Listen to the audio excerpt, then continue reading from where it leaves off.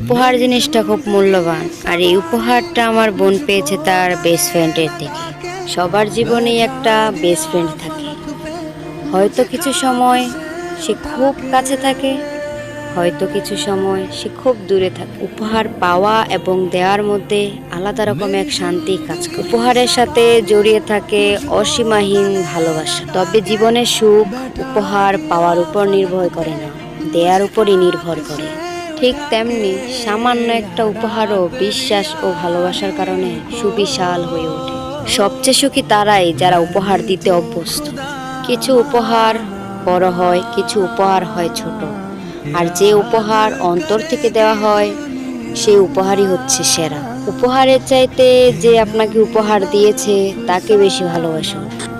সবচেয়ে শ্রেষ্ঠ উপহার ভালোবাসায় মোড়ানো হয়, কাগজে নয়।